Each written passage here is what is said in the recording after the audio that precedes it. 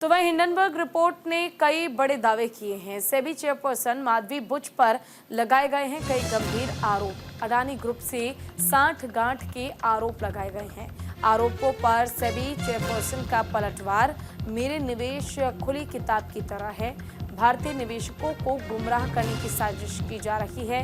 Hindenburg research की report ने राजनीति के साथ ही शेयर बाजार में तहलका मचा दिया है।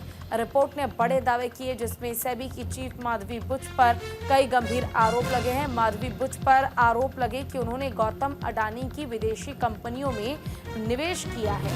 इन आरोपों का माधवी बुच ने जवाब देते हुए कहा कि ये रिपोर्ट बदले की भावना से जारी की गई है। उन्होंने कहा कि मेरे निवेश खुली किताब की तरह है, जो कोई भी पढ़ सकता है।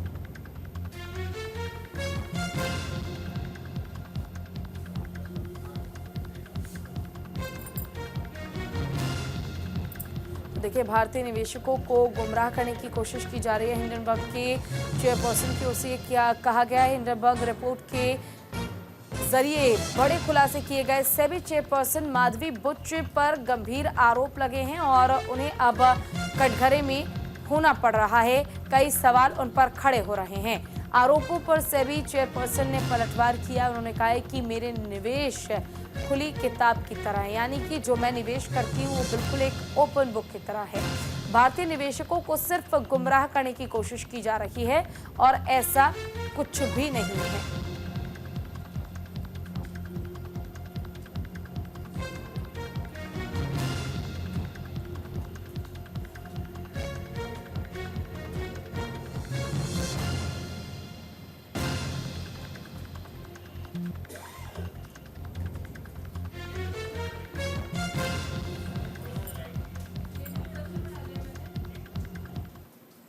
तो देखिए, हिंडनबर्ग रिसर्च की रिपोर्ट में कई बड़े दावे किए गए हैं। सेबी की चीफ माधवी बुच पर गंभीर आरोप लगाए गए हैं। गौतम अडानी की विदेशी कंपनियों में निवेश का आरोप जो है वो लगाया गया। उन्हीं कंपनियों पर सेबी के नियमों को ताक पर रखने का भी आरोप लगा है, जो कि अडानी ग्रुप का है। अडानी ग्रुप से 60 गांठ के कई गंभीर आरोप लगे हैं। सेबी चेयरपर्सन माधवी बुच ने दिया है इसका जवाब।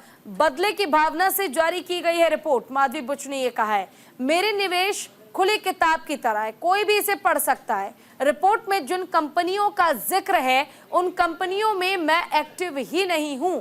2017 में सेबी के चेयरपर्सन बनने के बाद पूरा ध्यान सेबी पर है। भारतीय निवेशकों को गुमराह करने की साजिश की जा रही है। सुप्रीम कोर्ट ने पहले ही अडानी ग्रुप को क्लीन चिट दे दी है।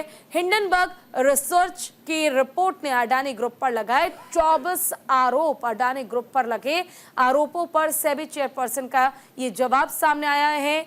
24 में से 22 मामले की जांच पूरी हो गई है और इसको लेकर कोई घोटाला अब तक सामने नहीं आया है। यानी कि अडानी ग्रुप का जो चर्चा की जा रही है, उन पर जो आरोप लग रहे हैं वो बिल्कुल झूठे हैं, ऐसा कहना है माधवी बुच का।